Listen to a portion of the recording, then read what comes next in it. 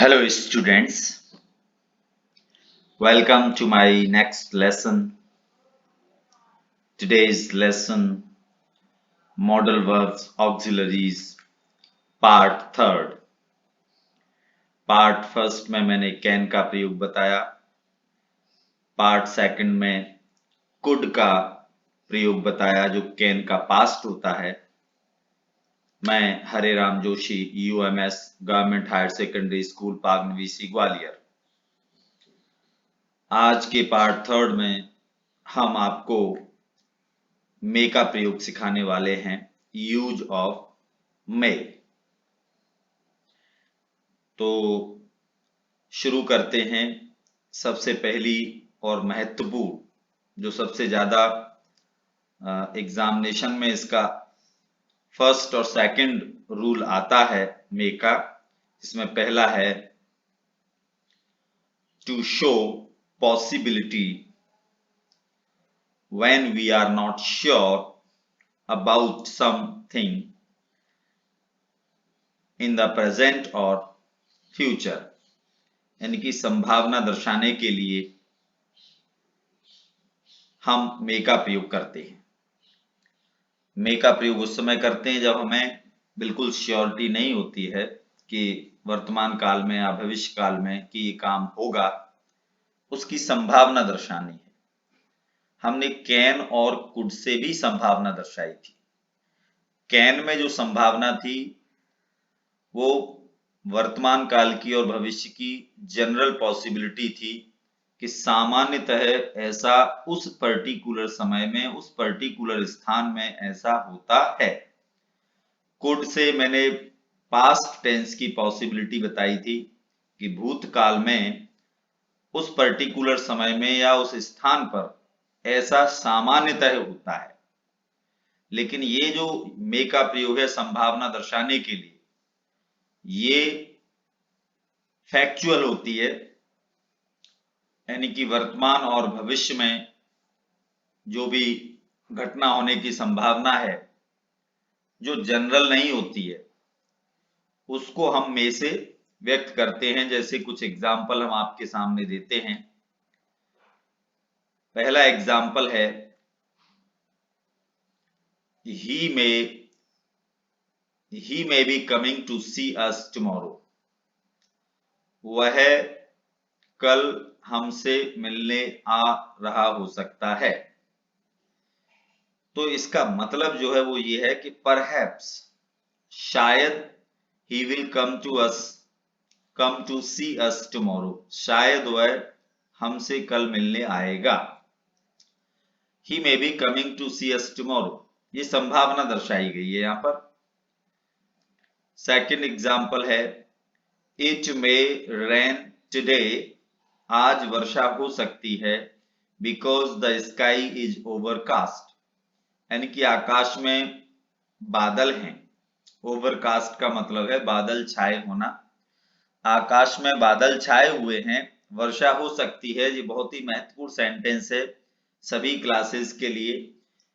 इस प्रकार का सेंटेंस बिल्कुल स्पष्ट है। जब भी हमें संभावना दर्शानी है तो एग्जामिनेशन की दृष्टि से हमें मे का प्रयोग करना है।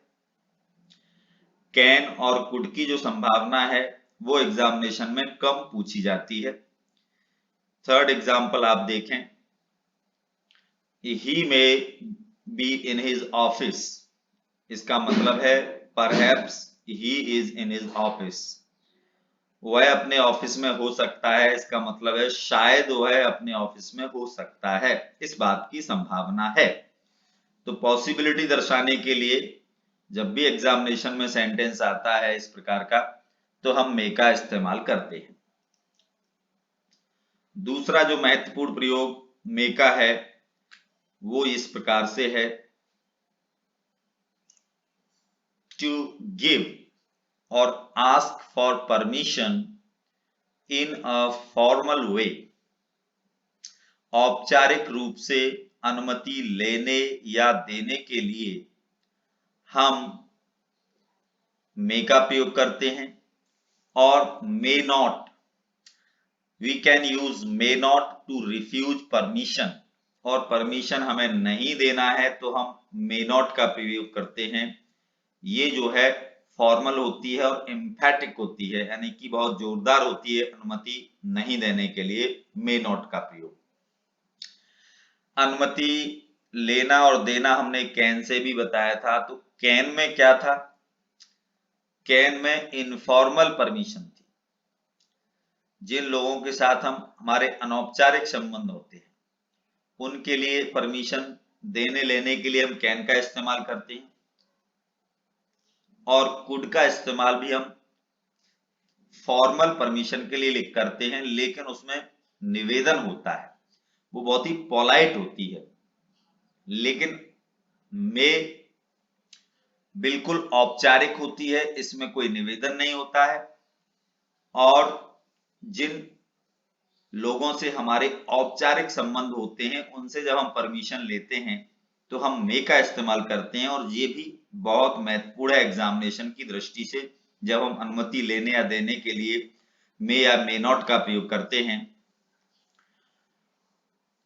ये सबसे ज्यादा एग्जामिनेशन में मे का पॉसिबिलिटी का और मे का अनुमति लेने या देने के लिए प्रयोग बहुतायत में आता है एग्जामिनेशन में। एग्जाम्पल के तौर पे आप देखिए, फर्स्ट एग्जाम्पल है मे आई कम इन सर। हमारे शिक्षकों से जब हम अंदर आने के लिए कहते हैं तो हम ये सेंटेंस बोलते हैं, मे आई कम इन, मे आई कम इन सर। क्यों कहते हैं मे कैन क्यों नहीं कहते हैं? क्योंकि टीचर से हमारे फॉर्मल संबंध होते हैं, इनफॉर्मल नहीं होते हैं। तो फॉर्मली प्रिंसिपल के कमरे में हम जा रहे हैं, मे आई कम इन सर। किसी अधिकारी के कमरे में जा रहे हैं, मे आई कम इन सर, इसका इस्तेमाल करते हैं क्योंकि उनके साथ हमारे औपचारिक संबंध होते हैं। वहां कोई निवेदन या पोलाइटनेस लाने की आवश्यकता नहीं है, सिर्फ फॉर्मली हम परमिशन लेते हैं। सेकंड एग्जांपल देखो, यहां परमिशन हम दे रहे हैं, you may make tea for us. ये फॉर्मल अनुमति हमने दी है कि आप हमारे लिए चाय बना सकते हैं। तीसरा एग्जांपल देखें, यू मे गो नाउ। अब आप जा सकते हैं। बच्चे ने पूछा मे आई गो आउट, तो हम कह सकते हैं यू मे गो आउट, है ना। तो शिक्षक बच्चे को, स्टूडेंट को फॉर्मल परमिशन देगा। फोर्थ एग्जांपल देखिए, मे आई बोरो द कार टुमारो। क्या मैं आपकी कार कल के लिए ले सकता हूं?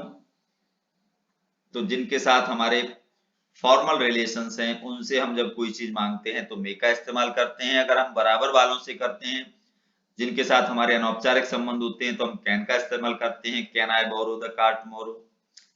और अपनी परमिशन को बहुत ज्यादा विनम्र बनाना है तो हम कुड का इस्तेमाल करते हैं, जो कि सेकंड पार्ट में हम बता चुके हैं, could I borrow the car tomorrow. यानी कि इसमें निवेदन भी रहता है, फॉर्मेलिटी के साथ में निवेदन रहता है कुड के प्रयोग में, लेकिन मे केवल और केवल फॉर्मल होता है। तो ये मे का प्रयोग पहला और दूसरा बहुत महत्वपूर्ण है, ये बहुतायत में एग्जाम में आता है।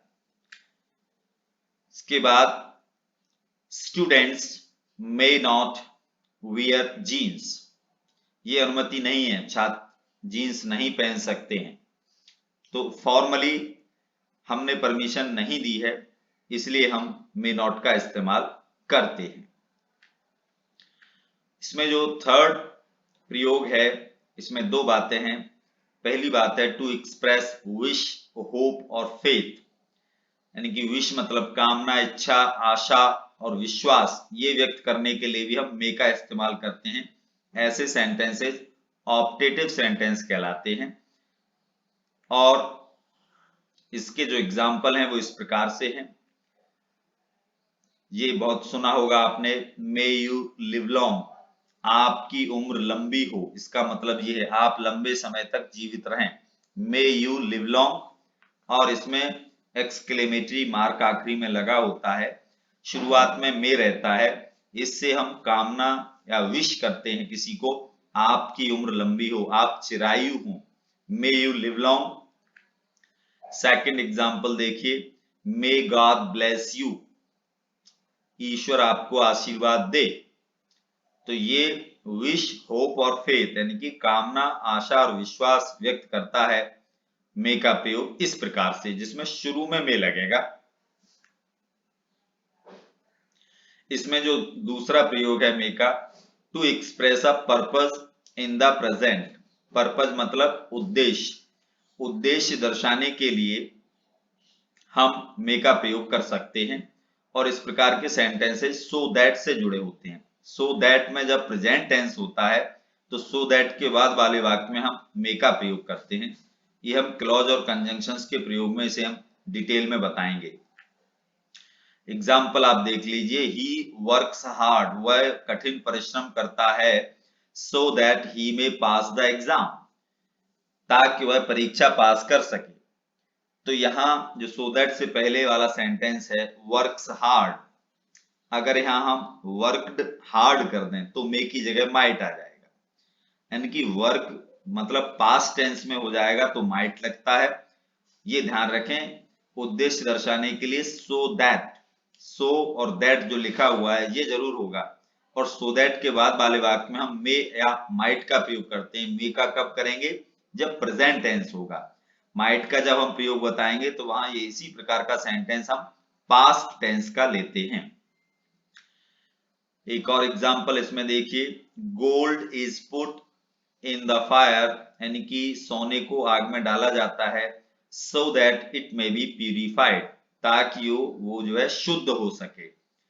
तो ये उद्देश्य है आग में सोना डालने का। ही वर्क्स हार्ड, वह कठिन परिश्रम करता है, इसका उद्देश्य है सो दैट ही में पास। तो सो दैट लगा होगा और सो दैट से पहले वाले क्लॉज में सेंटेंस में प्रेजेंट टेंस होगा तो सो दैट के बाद वाले वाक्य में मे का इस्तेमाल होता है। यहां हम ये बता देते हैं, अभी माइट के प्रयोग में हम बताएंगे कि वो उद्देश्य माइट भी दर्शाता है, लेकिन तब सेंटेंस पास्ट टेंस का होगा। आज के लिए इतना ही काफी है। माइट का प्रयोग लेकर हम जल्दी आपके सामने उपस्थित होंगे। तब तक के लिए bye bye. Thank you very much for watching the video.